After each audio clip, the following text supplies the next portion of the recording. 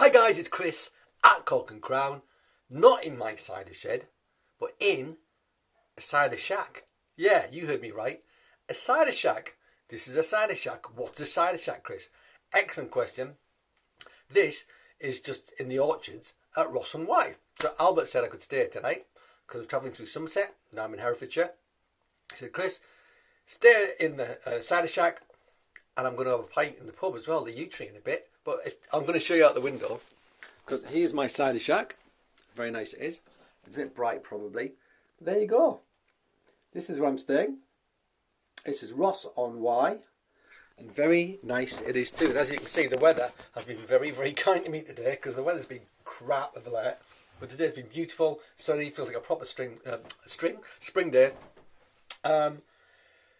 Bit chilly, but still nonetheless. Anyway, Albert, who's gone off to do a tasting in Cardiff, said, oh, I know you're going to do a tasting, so I'm going to have to give you something to taste. I was going to do a tasting.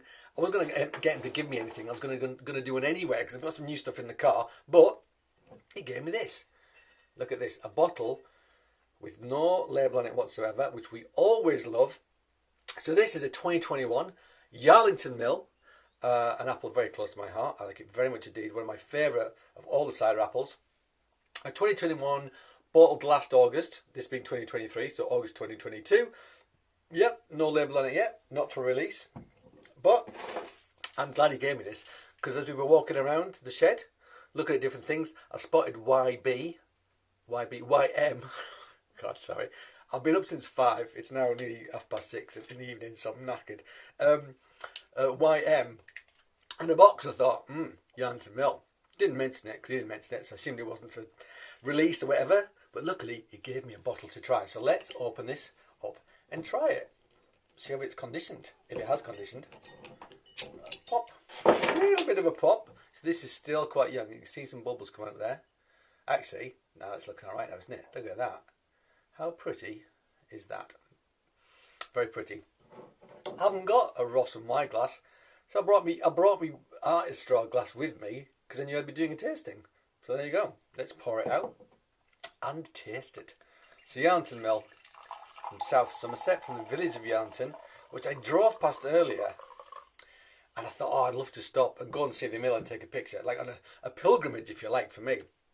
But I thought, I haven't got time. But then, after I'd passed it, one of the cider makers I was meant to visit said, oh, Chris, I forgot to leave the stuff outside the shed for you. So it's not there, so I'm going to have to ship it to you instead. So I could have stopped. I would have had time, but no matter. No matter.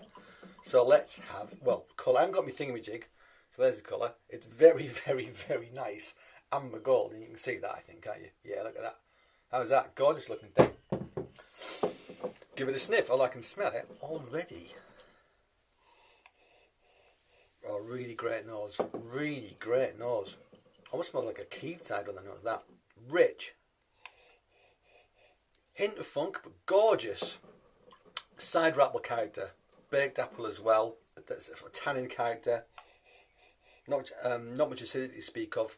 Slightly sort of dark honey. But yeah, there's like a salted apple in butter, in sugar, which I say all the time from these great cider apples. It smells absolutely flipping great. There's a butteriness to it as well. It's got a diacetyl character. Just subtly though, really nice. Really nice. So I wonder if there's any residual sugar in this. It did fizz up a bit, but it felt like it might have a bit more to give, so there might be some unfermented sugar in this. So dosed at 5 grams per litre at bottling to give you the fizz.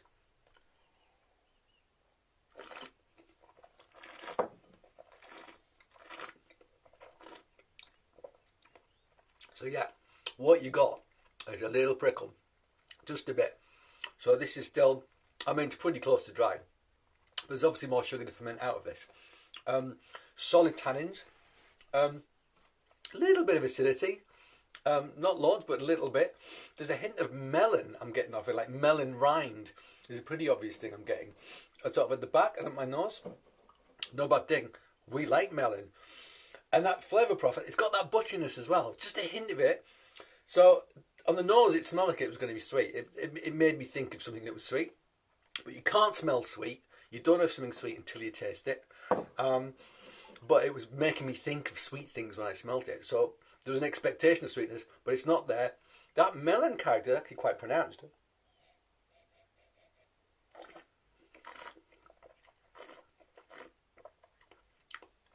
There's tannins there, so astringency. Not much hard tannin on the back though. Hint of minerality. Good cider that. I think that's a really good dry cider. I like it a lot. And I think when it's fully fermented out and conditioned a bit more, it's going to be even better. Me like. Yeah, the Yarlington Mill, it never disappoints me. It never disappoints me.